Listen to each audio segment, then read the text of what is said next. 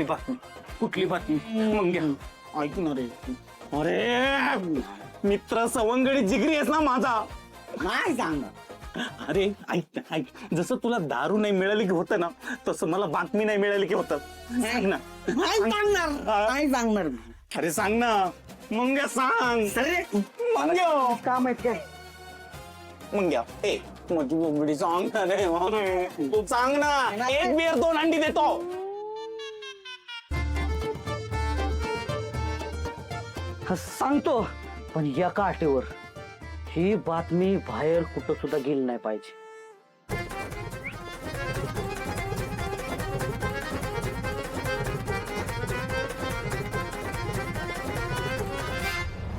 Breaking news breaking news breaking news.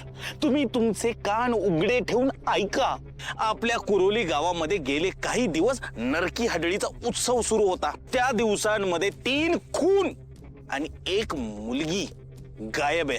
आताच मला माझ्या गुप्त सूत्रांकडून माहिती मिळाली, ती मुलगी गायब नाही तर पळून गेलेली, ते पण स्वेच्छेने. ती तिच्या जुन्या अनेक वर्षापासून असलेल्या मित्रासोबत पळून गेली अशी माहिती मिळाली. ती दुसरी तिसरी कोणी नसून कोरोली गावातील एका पोलीस अधिकाऱ्याची बहीण आहे आणि ती तिच्या मित्रापासून प्रेग्नेंट आहे. ए झुंजर, काय बोलतोय? हा बंद कर, बंद कर, बंद कर. काय चाललंय? हा सुधाकर हवालदार साहेब, तुम्ही एका हाडाच्या पत्रकाराला असं अडवू शकत नाही. अडवणं लय लांब राहिले. तुला एका कानपाटाला अडवा पाडीन. काय करतोय कळतंय का? काय बोलतोय? काय बोलतोय? काय म्हणजे खरंच बोलतोय मी. हो, माझ्या गुप्त सूत्रांकडून मिळालेली माहिती आहे ही, आणि मी काय कोणाचं नाव नाही घेतलंय. तू काय डोक्यावर पडलायस का? हा तुम्ही काय बघत बसलाय रे? तुमच्या कामानं जावा. गावाचं नाव घेतोयस तू, पोलीस अधिकाऱ्याची बहीण आहेस सांगतोयस. गावकरी काय बोळण दूध पितात का? कळत नाही का त्यांना? तुझं थर्ड चॅनल गावातलीच लोक बघतात ना. हा हे फुटेज लगेच डिलीट करायचं, नाहीतर तोडून टाके ना कॅमेरा. मी डिलीट करतो. अजिबात डिलीट करायचं नाही. काय सरळ सरळ तुम्ही आमच्या पत्रकारितेवर घाला घालताय. ही हुकुमशाही आहे, आम्ही काय सहन करणार नाही. लाज वाटते का तुला? लाज? गावच्या पोरीची बदनामी करतोस आणि त्याला पत्रकारिता म्हणतोस. ह्या जागी तुझ्या घरची पोरगी असती तर, तुझी बहीण असती तर, तुझ्या थर्ड क्लास चॅनलच्या पायी, त्याच्या व्ह्यूजच्या पायी, लाईकच्या पायी गावच्या पोरीची बदनामी करतोस. लाज वाटते का तुला? तुमच्याकडे वॉरंट असला म्हणून काय झालं? माझ्याकडे आवाज आहे. तो सगळ्यांकडे असतो. माझ्याकडे पत्रकारितेचा आवाज आहे. Amitabh, Amitabh yes boss. इथून काय यस बॉस? तिकडं काय करतोय? पोटात कळ लागली का तुझ्या? इकडे या मैदानात. आलो. कॅमेरा सुरू कर.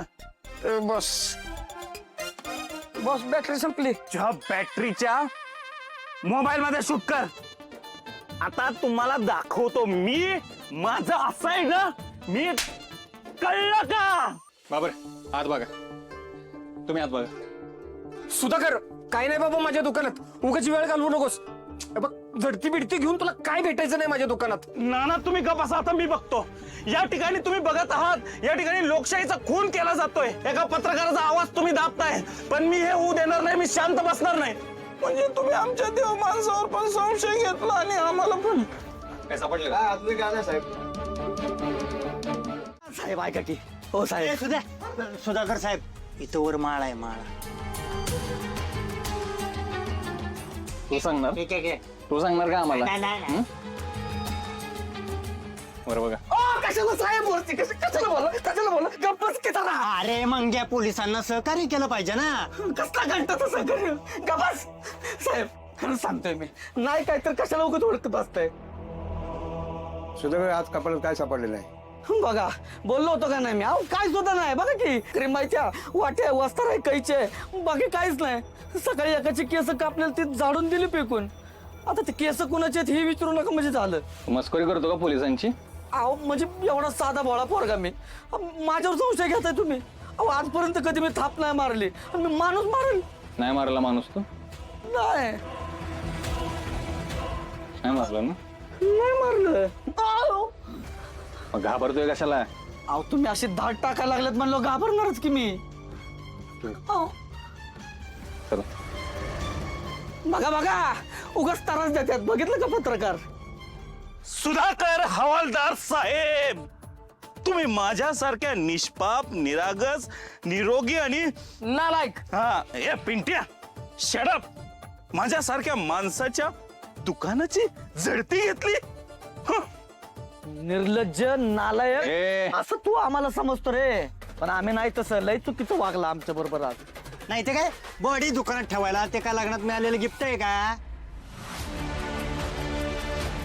हे बघा मला कळते मी तुमच्याशी चुकीचं वागलो पण मला माझी ड्युटी करणं भाग आहे.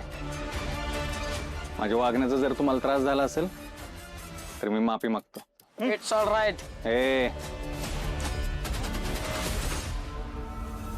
गोपाळ कुठे बाहेर गेलाय. याच्या दुकानाची झडती घेऊ. बघितलं का? अरे भावाला तरी सोड सुद्या. या बघ सुधाकर तू माझ्यावर संशय घेतला मी काय बोललो नाही जुंदारवर घेतला काय बी बोललो नाही तू लक्यावर घेतलाच नाही तू आता गोपाळवर संशय घ्यायला लागला हा म्हणजे आपल्या गावच्या देव माणसावर आता मी बोलणारच बोल